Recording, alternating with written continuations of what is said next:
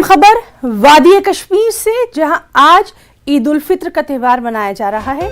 Lockdown की वजह से वादी के ज्यादातर हिस्सों में सख्त पाबंदियां आयद हैं। उलमाए कराम की तरफ से घरों में ही ईद की नमाज अदा करने की अपील लगातार की जाती रही है। सबसे अहम ये कि हसास इलाकों में पुलिस की नफरी को तैनात किया गया है। तो वादी कश्मीर में आज ईद उल फित्र मनाई जा रही है।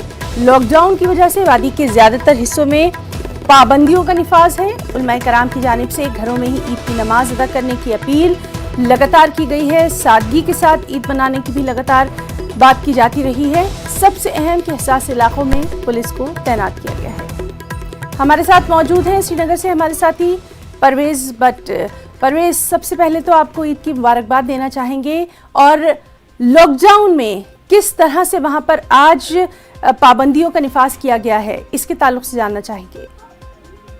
जी बिल्कुल है ना, मेरी तरफ से भी आपको ईद मुबारक, और जो हमारे देखने वाले हैं कश्मीर से उनको भी सबको ईद मुबारक न्यूज़ 18 उर्दू की तरफ से। यहाँ पे मैं आपको बता दूं कि आज यहाँ कश्मीर रीजन में जो है ईद उल फित्र मनाई जा रही है। कल ही रात को इसका काफी देर गए, तकरीबन 11:30-12 बजे इसका ऐलान हुआ था, जिसके बाद मुफ्ती आजम जो है यहाँ पे उन्होंने फैसला किया कि आज यहाँ पे ईद मनाई जाएगी। अगर हम ईद के हवाले से बात करें तो ईद इस बार काफी फीकी फीकी लग रही है। बाजार वगैरह जो है वो सुनसान है, मस्जिदें जो है वो सुनसान है। मस्जिदों में ज्यादातर बेशतर मस्जिदों में जो है ईद की नमाज अदा नहीं हो पाई। लोगों ने प्रेफरेंस दी इस बात को कि कोविड-19 के चलते वो घरों में ही नमाज अदा करें, और इज्तिमाई नमाज जो है जो बड़ी बड़ी मसाजिद में होती थी, चाहे हम दरगाह हजरत बल की बात करें या फिर ईदगाह की बात करें, यहाँ पे वहाँ पे इस किस्म की कोई तकरीब इस ईद पे नहीं हुई है।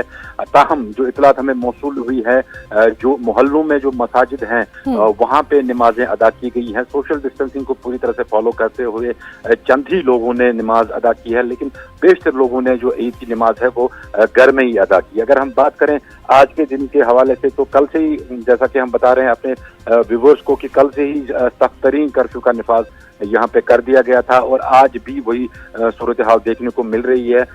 सुबह से ही हमने देखा कि जगह जगह यहाँ पे नाके वगैरह लगे हुए थे, और पुलिस की टीमें जो हैं वो तैनात थी, और बार बार ये लाउड स्पीकर्स पे ऐलान किया जा रहा था कि लोग घरों से बाहर ना निकले, लोग अपने ही घरों में नमाजें अदा करें, और जो मस्जिदों से हैं वो दूरी बना के रखें।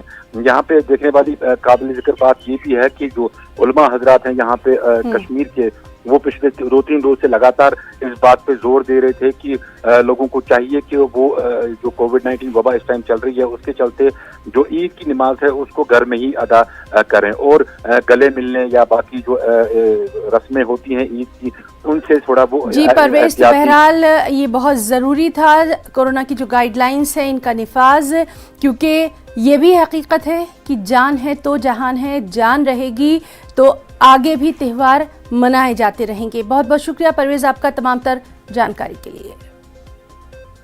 एक और बड़ी खबर